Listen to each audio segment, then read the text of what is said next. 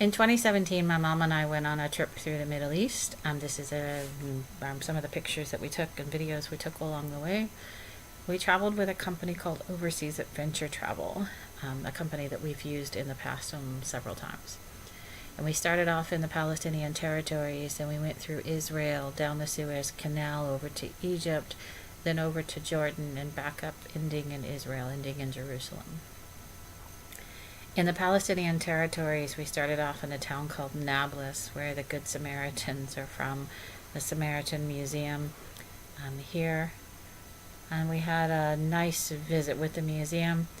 And then they showed us the sacrifice pit where they still do sacrifices, animal sacrifices, not human. And then we went to basically a walking tour through town and to the market. It was just amazing market that day. All different spices, different types of food, lots and lots of olives. Olives are a huge thing pretty much throughout the Middle East. They buy and sell olive oil by the barrel. We had a really yum dessert. I can't remember the exact name of it, but it was basically like a semolina flour with cheese in the middle and sugar on top. It was really, really good. And that's my mom. Hi, Mom. We got a lot of stares walking through Nablus. Most of the women are covered, and we weren't. And not rude stares, just curious for the most part. Then we went up to an old Roman theater on a mountain, had lunch, and this is the theater here. As you can see, driving through in the Palestinian Territories, it was really, really dry. It was one of my favorite parts of the whole trip there because the landscape was just so stark. You could go for miles and miles and there was no water, there were no trees, it was all rocks. Just amazingly beautiful, but stark.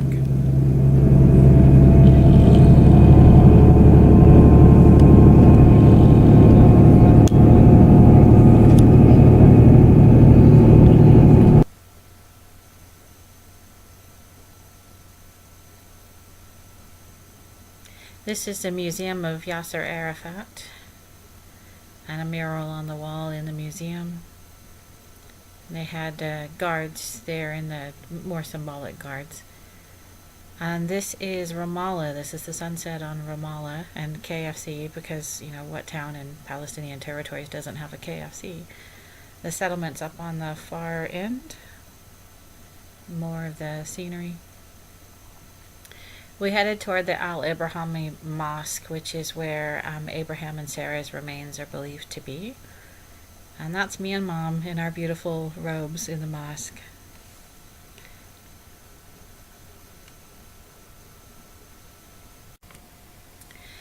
This is a synagogue on the other side of the mosque. It's pretty much in the same building, but this is the walkway over to the synagogue and the mosque.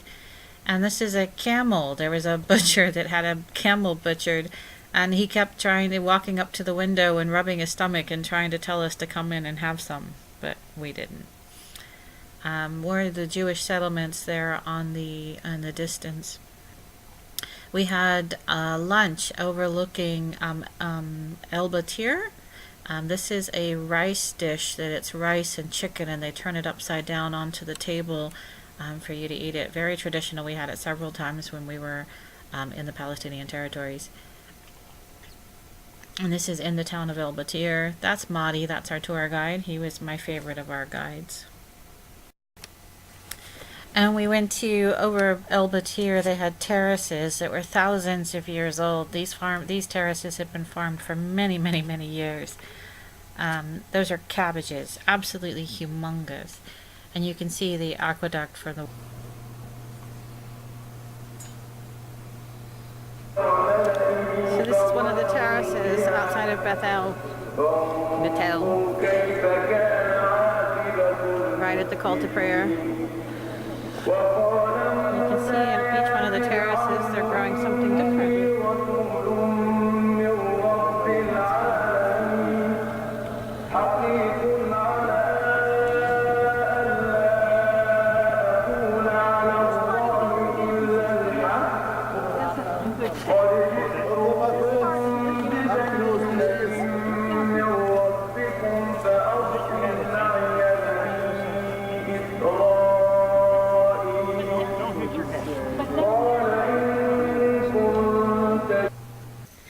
There's signs like this all over the Palestinian Territories for U.S. aid because the U.S. government and other companies give a lot of money to support Palestine. There is no organized government in the country. It's not even really a country.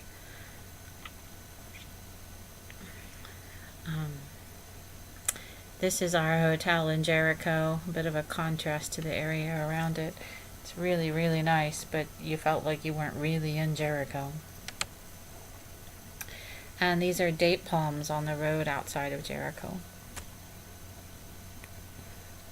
Street signs heading towards Ramallah and Bethel. This is my favorite picture of all the ones that I took. That's a Bedouin village in the foreground. And another Bedouin village. They're much more modern today in that they're a lot more stationary than they used to be. Some of them even have satellite TVs, but it's still very rustic. And this is a Jewish settlement. Big contrast to the area around it. We visited a Jewish settlement in the Palestinian Territories and went to the synagogue and were able to speak with one of the people that lives there. It's fascinating, very controversial. It was a big hubbub within our group. And it's the building with a picture of Yasser Arafat. And then more of the roadways outside of Bethlehem. And this is coming into Bethlehem to the Church of the Nativity, where Jesus Christ was born. And this is inside the Church of the Nativity. As you head in, and you have to go down into a little cave, and this is the waiting line to get in. And then once you're down, this is basically where Jesus was thought to be born. And then this is still where he was thought to be born. And then this is where the manger, they believe his manger was. Very different from the pictures you see in the U.S. There's no wood anywhere in the actual manger. It was all rock. It's very hard to find actual wood in the Middle East. Not quite what I expected it to look like. Just a rock cave. This is the door going in and out. That's Mom going through the door. And then this is the area outside the entryway into the Church of the Nativity. We had lunch. We had falafel in this little falafel stand. That's me being really silly with the menu. Our first menu where we had to order ourselves. This is Gene. He was one of the guys on our tour playing flute. Yeah. Starbucks, Palestinian Starbucks. Me with a Starbucks mug from my cousin. It wasn't a real Starbucks. It was all fake. This is a monastery right outside of Bethlehem that we visited. The ancient caves and houses built into the side of the rock. Really pretty. And me outside of the monastery. There's a walkway. You can go way far down through past the river next to the monastery. And the blue door. Everybody had to go to the bathroom. That's the bathroom. There was a long line. This is Mom at the picture of sea level going through the Palestinian Territories. So this guy gives camel rides on his camel, and he was walking back, we thought, to his tent, but no, he was taking off a tarp on top of his truck. And he hitched the camel to the truck. Wait. Oh my goodness. There he is. Wow. Modern Bedouin. This is in Hisham's palace outside of Jericho. That was Maddie. This is Dennis. He's one of the guys that was on our tour with us. And this is inside of a synagogue outside of Jericho. That's Gene playing his flute again. And the mosaic floor inside the synagogue.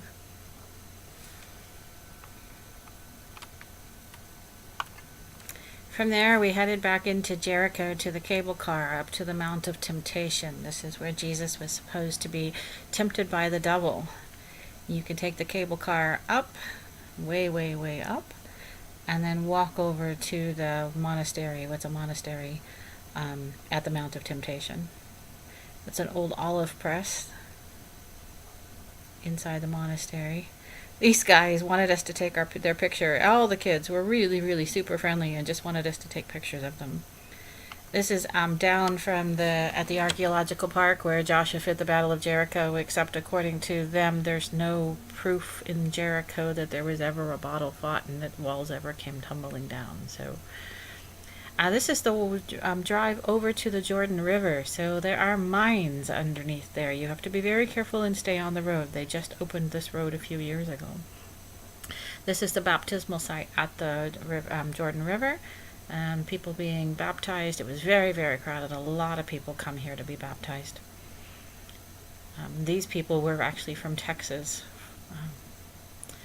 coming from far, far away. We just put our feet in. We didn't dunk. I love that picture. That's awesome. And this is Mom and Izzy, one of the women that was on our tour. And the next picture is actually, we think it's a beaver. It's we saw it in the river when we were watching the people be baptized. So this is our last stop before we left the Palestinian Territories. This is a mosque. That's the shrine room. Shrine room. It was a really, really, really cool mosque. And a cemetery outside of the mosque. It used to be an inn where travelers could stay, and there's lots and lots of little rooms with windows. Now it's just a tourist site. That's Gene, one of the guys on the tour, the guy that plays the flute. And that is Dave. He's a magician. He was on our tour. Cemetery again, me in the mosque. Mom in the mosque. Okay, I might have gotten a lot of pictures of the mosque, sorry. This is Maddie. This was us saying goodbye. It was our last visit with Maddie. And then coming up soon is a video of Maddie as we came right into Jerusalem. There's 1 million people living inside the old city. And it is two sides. This is the east side is the Palestinian side, and the west side is the Israeli Jewish side, basically. I live north of Jerusalem.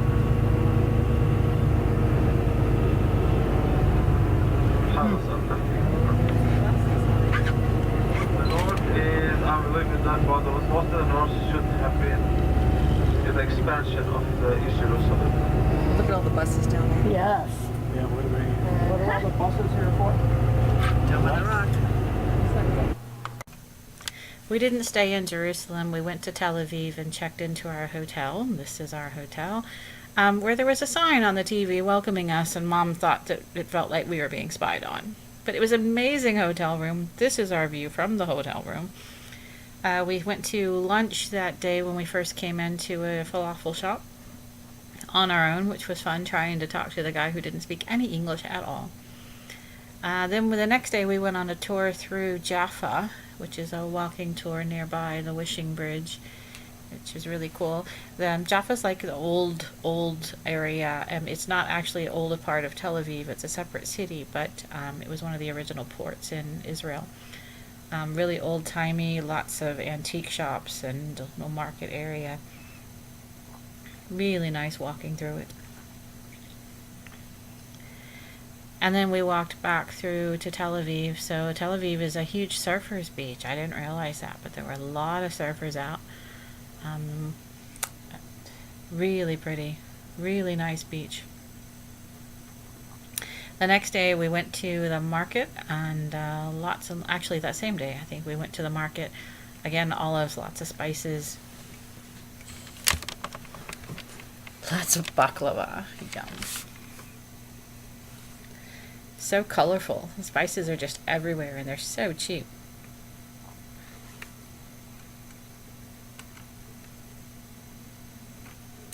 There were lots of stands for halva, all different flavors, all different varieties. I don't know actually what it's made out of, but it's a bit dry for me. Then we headed over to Caesarea, which is an old Roman city on the sea, heading up toward Haifa. Haifa is north of Tel Aviv, a few hours north of Tel Aviv, and that's where our boat was, where we were leaving for the Suez Canal. Caesarea was really cool. There were chariot races here back in the day. This is the town of Haifa. I absolutely loved Haifa, and this is the Baha'i Gardens overlooking Haifa. I thought I could live here one day if I was going to live in Israel. This is where I would be. So this is Haifa, Baha'i Gardens in Haifa, Golden Dune,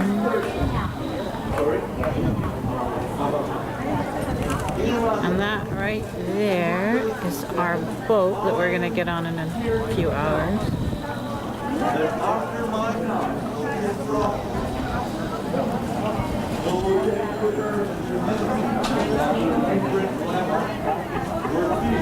I think this is the port coming into Haifa where our boat was.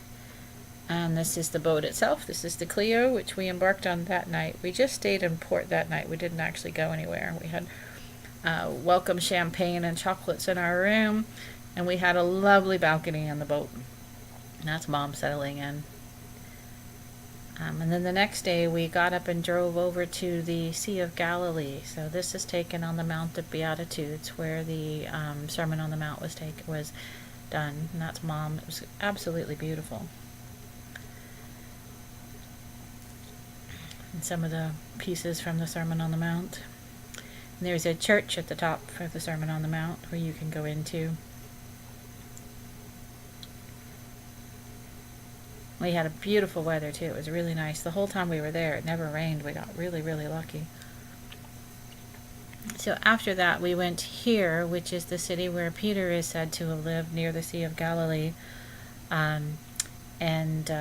Jesus is thought to have lived with Peter for a while. And that building is on top of literally Peter's house. So that's the Sea of Galilee there in the background. And then this is where Peter's house was said to be. They think that Jesus lived with him for about 3 years and would have been proselytizing there. This is a kibbutz. We actually had lunch in a kibbutz in one of the Jewish settlements outside of Golem, heading over to Golem Heights.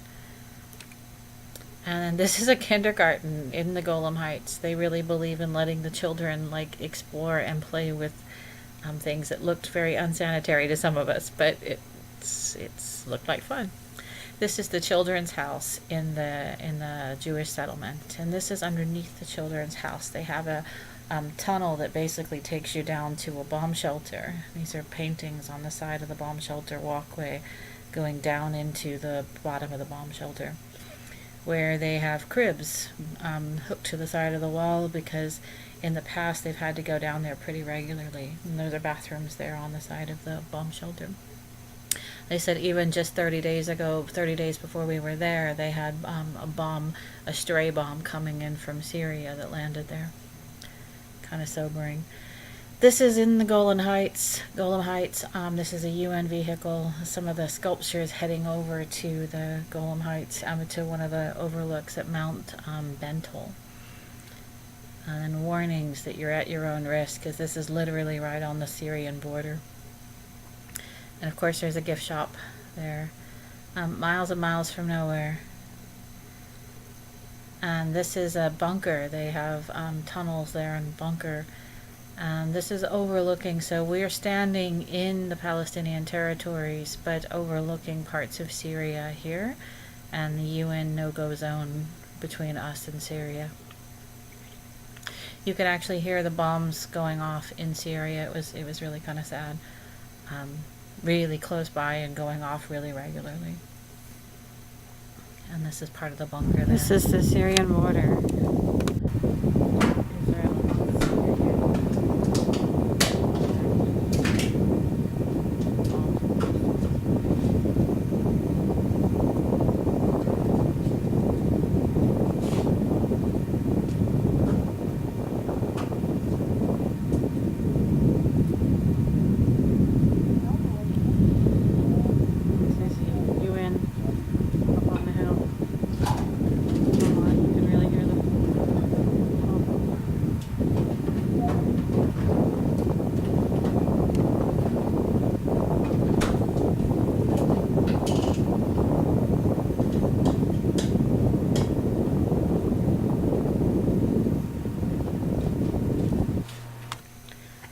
This is Dave. Dave was a magician on our trip, did lots and lots of magic tricks for the kids.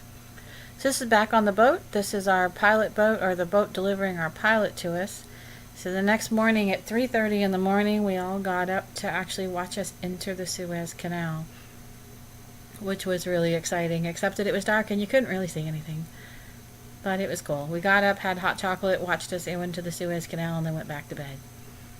And this is inside the Suez Canal itself. It's a fishing boat there. And we were inside the Suez Canal for about a day and a half. It's a long, long canal.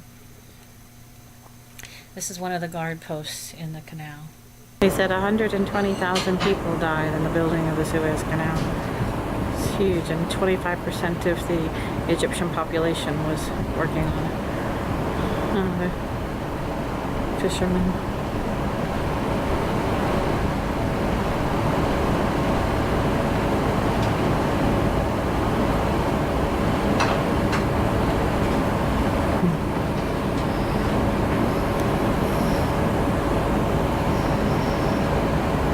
Very smooth.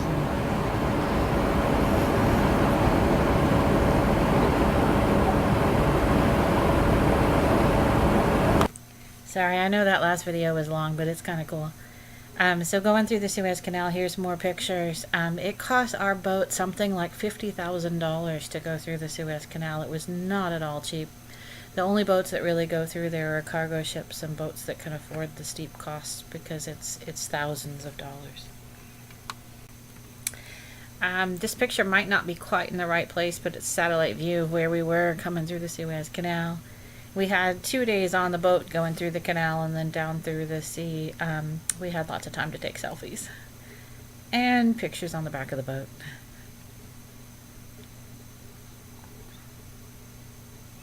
Lots of military. The military really patrols the Suez Canal because it's such an important money earner for Egypt. It's huge. I can't remember what they said as far as the numbers, but it's a big piece of the income for Egypt. And this is for you, Sean Plaster. You got me stuck on these things. We were just leaving the Suez Canal. And then this is the port at Sokina, coming into, getting ready to head over to Cairo. So this is the drive over to Cairo. That's going to be the new capital of Egypt. They're building a whole new city outside of Cairo. Cairo has 25 million people. It's so populated that it's just amazing. I had never seen anything like it. Miles and miles and miles of just apartment buildings that look the same and surrounded by desert. 25 million people.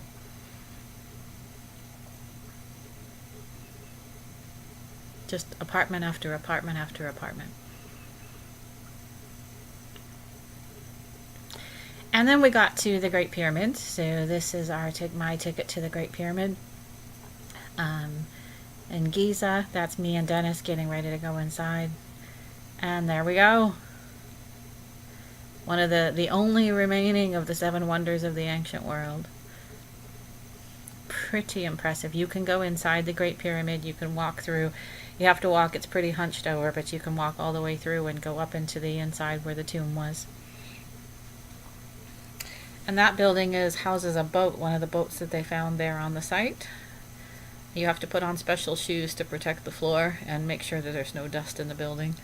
And then that's the boat that they unearthed. 5,000 years old. And camel rides, if you want them, of course, outside the pyramids of Giza. Another picture of the pyramid.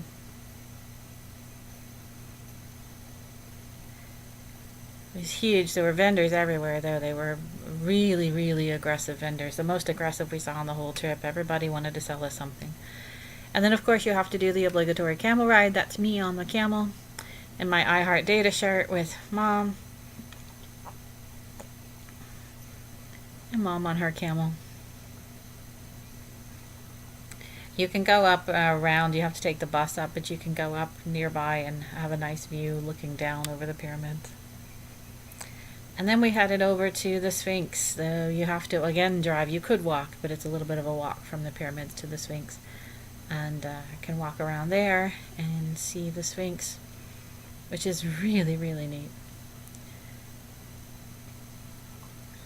And I'm kind of embarrassed about that picture, but it's a touristy thing to do, so I had to do it.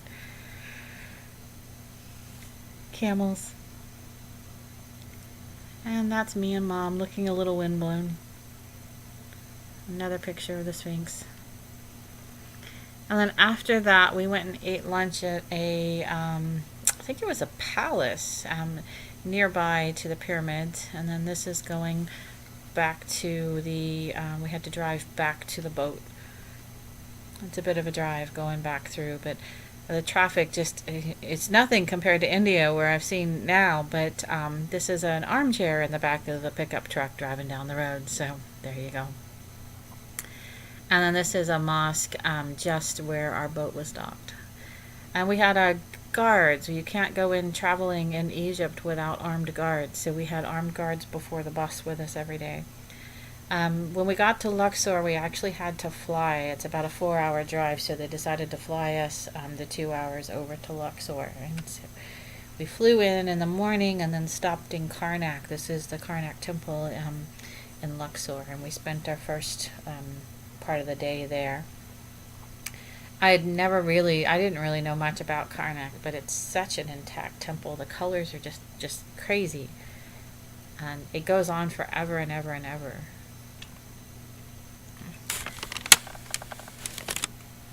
So well intact. And there's sections where the colors are really, really vivid, and it's what, 3,000, 4,000 years old to have the colors be so good. And an obelisk inside of Karnak. There you go. You can see the colors there.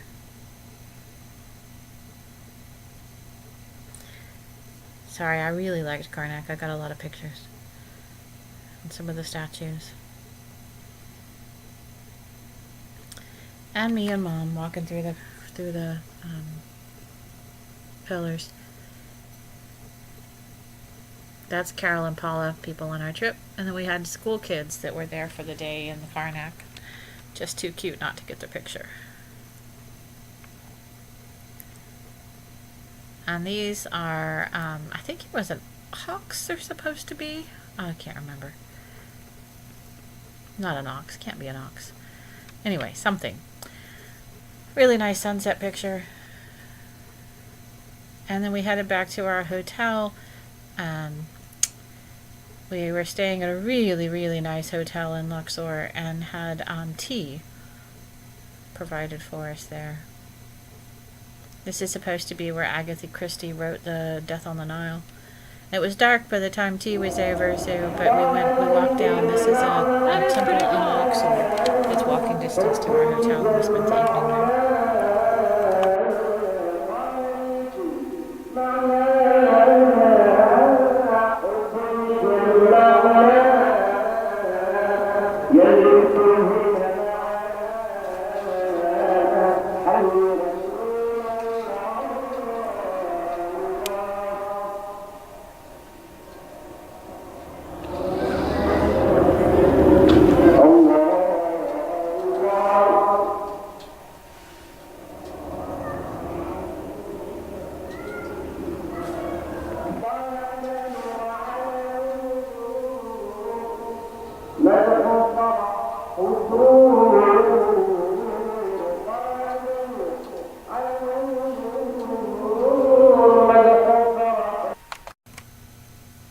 This is an avenue of sphinxes. It actually goes from Luxor, from the temple in Luxor out to Karnak. And now we are in the Valley of the Kings, where the tombs were. This is inside some of the tombs. Colors, again, thousands of years old, and those colors are just amazingly intact. Okay, I think I got one of the pictures out of order. Sorry, that was from Luxor in the middle, but this is where the tombs are. We went into several of the Ramses tombs. We went into King Tut's tomb, but you can't take pictures inside of King Tut's tomb. So, but this is, as you can see, so that's Mom and Dennis. Dennis and his wife were two of the people on the tour with us. But the pictures, the colors, and the detail in the hieroglyphics were just so clear. That's the entrance into one of the tombs. You can see that looks like a sphinx on the side.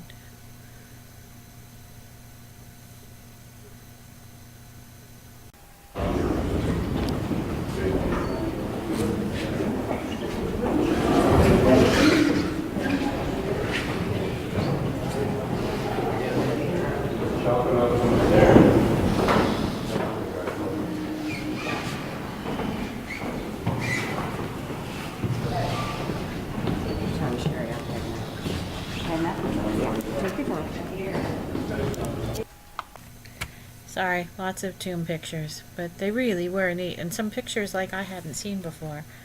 There's Mom inside. I think this is one of the Ramses tombs. And pictures of the boats.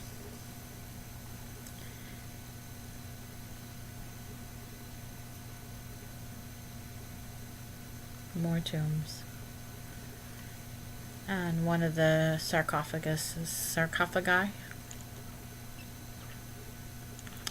And again, inside the tombs, you can see how huge they are. Crazy, that's inside the rock.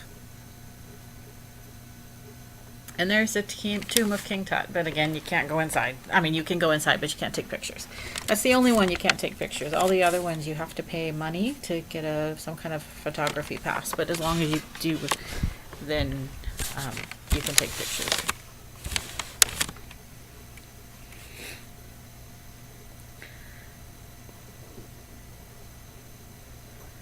And more.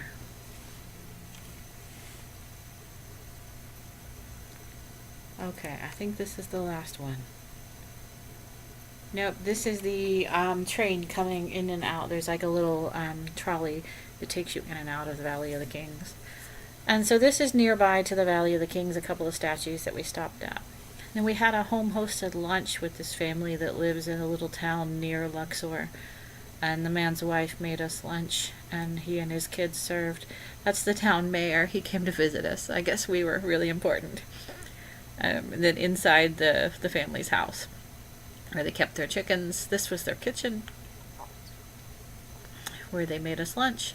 And then two of their kids, they had 4 kids, 2 girls and 2 boys. And there's the kids.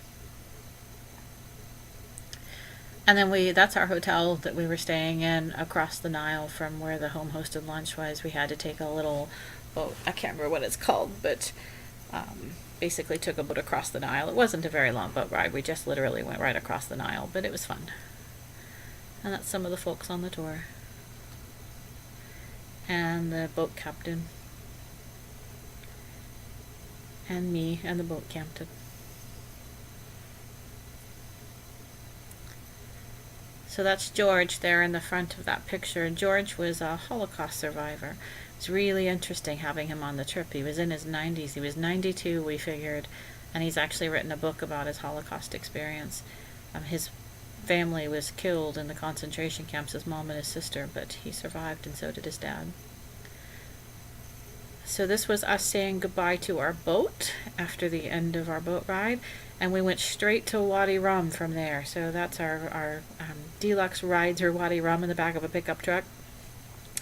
And that's Wadi Rum itself, which is everything that people tell you it's going to be. Just miles and miles and miles of rock and sand. Just desolate. That's the pickup trucks. You can see how small they are in the background.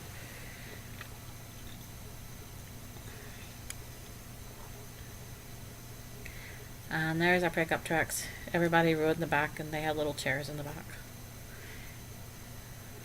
We basically rode the pickup trucks through to catch our camel ride. So they had camels waiting for us. If you wanted to, you could ride on the camel. And some of the guys bringing the camels out to meet us. And that's me on the back of the camel, and that's our guide. And that's us.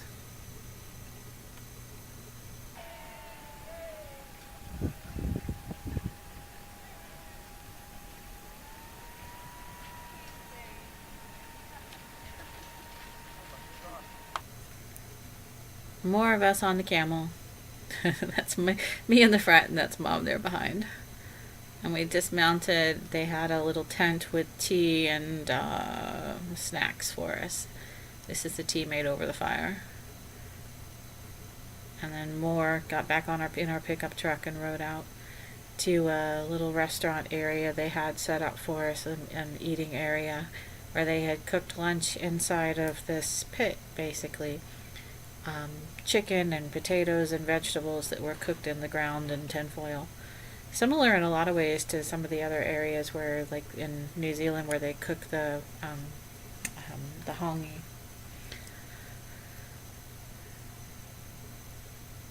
And then heading over to Petra. So we stopped outside of Petra near our hotel. They had basically the Bedouins did a dance for us, and we had a buffet dinner.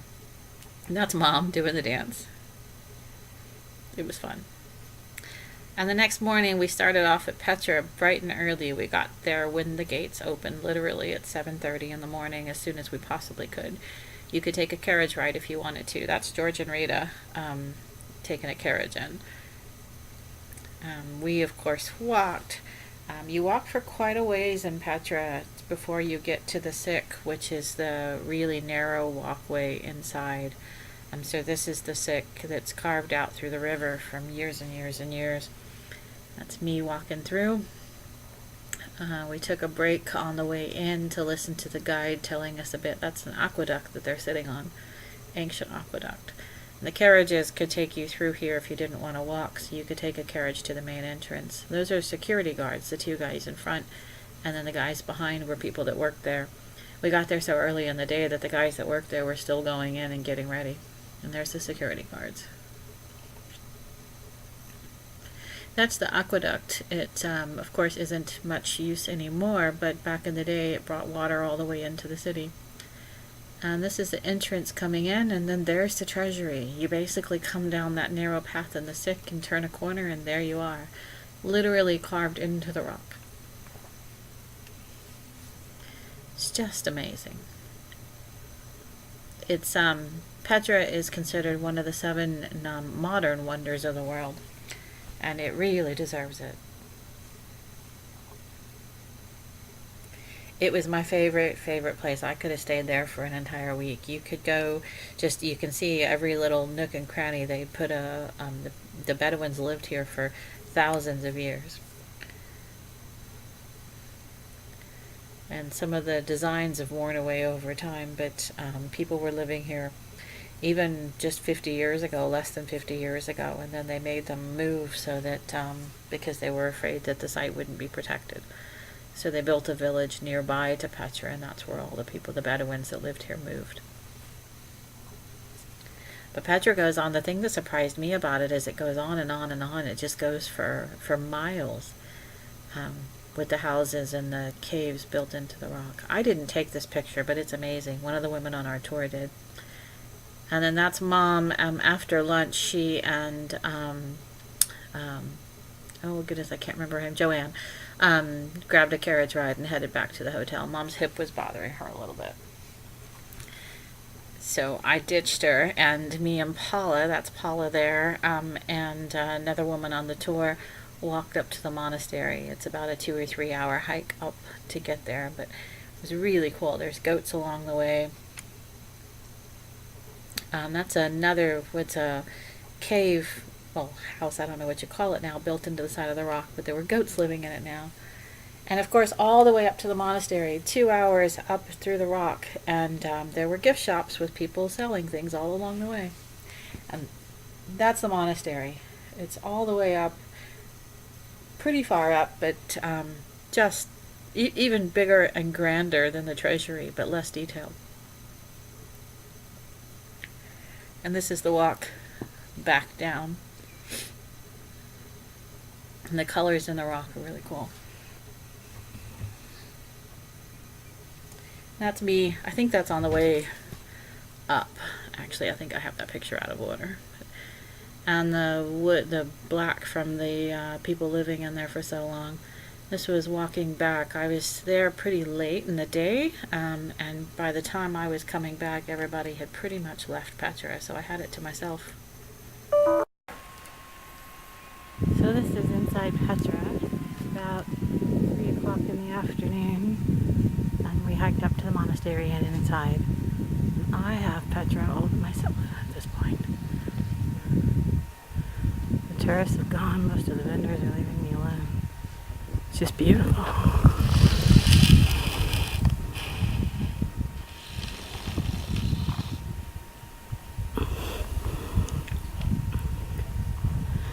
Out of breath climbing uphill.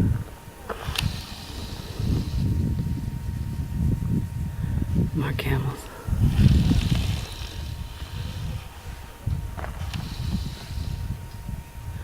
It's just amazing.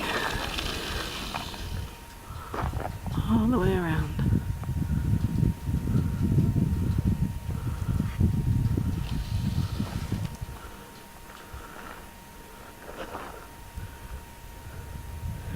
The road there with the camels leads back to the treasury, which is the entrance.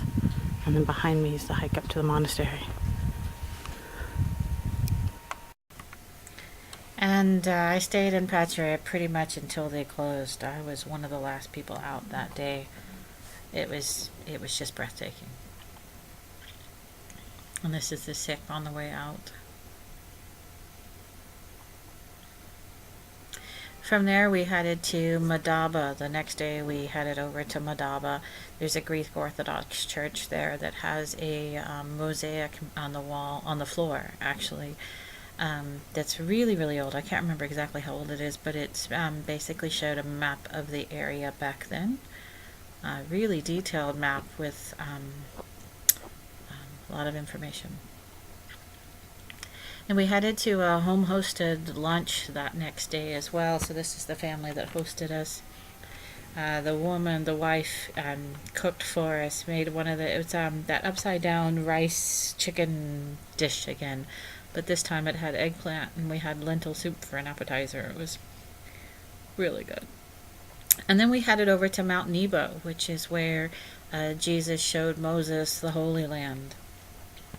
And this is looking down from Mount Nebo over the Holy Land, which we thought looked a little bit dry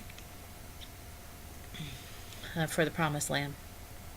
That's one of our guides, and then his brother and one of the security guards in Mount Nebo. So we had a different guide in each one of the countries that we went to. One in Jordan, one in Egypt, one in Israel, and one in the Palestinian Territories. This guy welcomed us at our hotel with some kind of a lemonade drink that he served out of that thing on his back. Cold, too. There must be ice in there. So this is our hotel. This is on the Dead Sea. Beautiful view. And then that's the Dead Sea. So the floaters, those are people floating in the Dead Sea when we first got there. 420 meters below sea level. And then that's us the next day getting ready to go into the Dead Sea. Lots and lots of people going down there, but you don't really spend a whole lot of time in there. You pretty much get in like that, you float, and then you get out, because as soon as you get the salt water in your eyes, you can't see anymore and it's miserable. So, and you can't stay in the water for very long because it irritates the skin. So pretty much everybody gets in, says they did it, and gets back out. But it is really cool. The whole weightlessness and the floating is really neat. This was sunset looking over the Dead Sea from our hotel. And then the next day we headed back over to the Jordan River. This is on the Jordanian side of the Jordan River. So the first time we went, we were in the Palestinian Territories. This is actually where Jesus is thought to have been baptized. So, and that's the Jordan River. You can see it's not a very wide river. You can get a good rope swing, and go from one side to the other pretty easily. But that separates the Palestinian Territories from Jordan. And then we headed back to the border. So we crossed at the Allenby Bridge, going over from Jordan into the Palestinian Territories.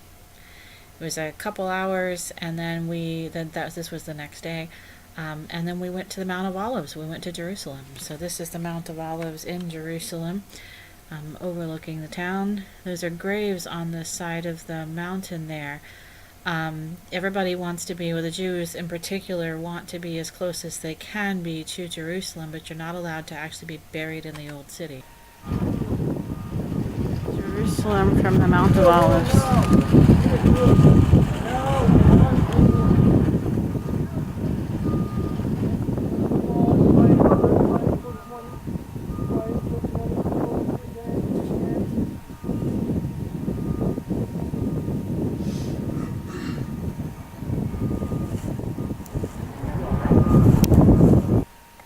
So from the Mount of Olives, we went to the church in Gethsemane. This is where Jesus was believed to have been when they found him and tricked him and basically took him to be crucified. And so this is the olive garden, or those are olive trees in the Garden of Gethsemane. And this is a church that's built there. We went to lunch, a really nice area really close by overlooking Jerusalem with amazing dessert tray. And then the next day we went on a tour. Actually, I think it was even that night. This was we happened to get there right in the middle of Hanukkah, which was really cool. So they were lighting the candles every night in the hotel and serving donuts, because donuts are what you do at Hanukkah, apparently. I didn't know. And there are donut shops everywhere this time of year. And so we went into Jaffa that night. We went into the old city on a night tour. So that was Jaffa Gate in the last picture. And we walked around through Jerusalem in the evening. It was really neat. And it's not very crowded in the evening. Most of the tourists are gone, so we had it mostly to ourselves. And this is the old city. And spices, of course, again. Lots of shops. There's lots of market areas in some of the main areas in Jerusalem. And that's Mom. She bought some stuff from him, so I had to take her picture.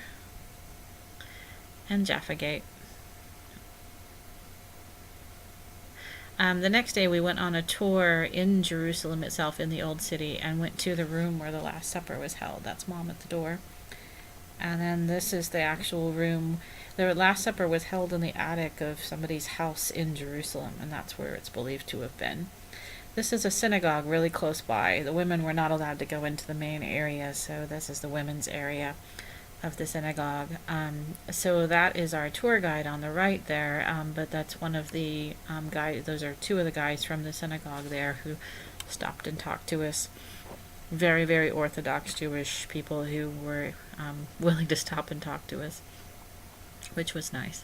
This is walking through the areas in Jerusalem. So there's the Jewish quarter. And then more donuts. There were donut shops everywhere, and they were full, but you'd go by an hour later and the shelves were empty. So really popular. This is some of the newer buildings. There was a fire in Jerusalem at one point in time, and so there's several new buildings that have replaced those. That was a Franciscan monk in one of the areas in the walking tour. This is somewhere between the Jewish quarter and the Muslim quarter. Seahawks in Arabic. We love that. This is the Via Dolorosa,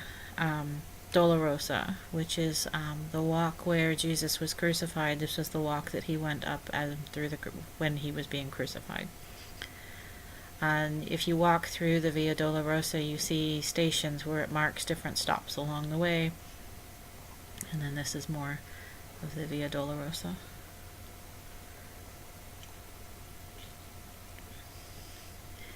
This is one of the stations. I can't remember which one this one was, but they indicate different things that happened to him along the way. And some more of the shops within the old city. I think these pictures are out of order. And so this is right outside of the church where Jesus was thought to have been entombed and resurrected. So that's the tomb.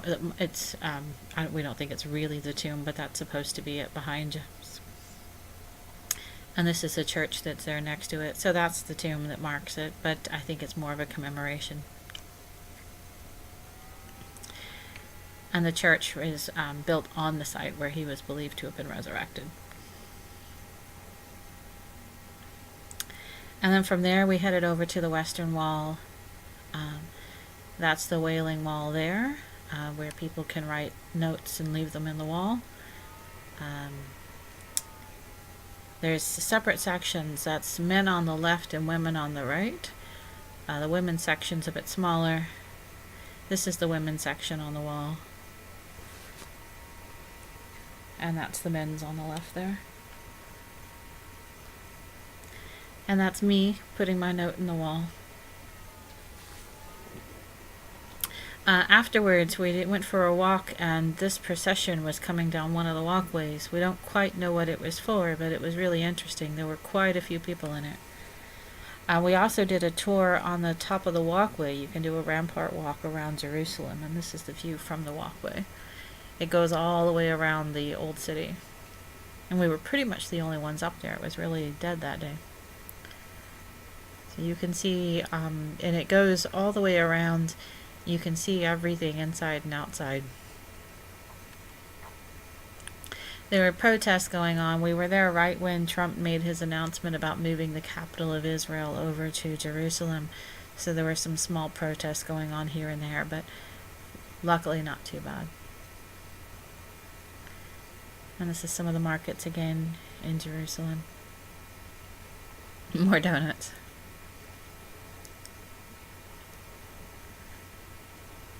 More donuts. Yeah, they were everywhere. I love this. This was in one of the walkways on the way back to the hotel. Trump right now really big in Israel because of the announcement. This was our farewell dinner. That's Mom and Joanne. And then Mom bought some jewelry from this guy at the end.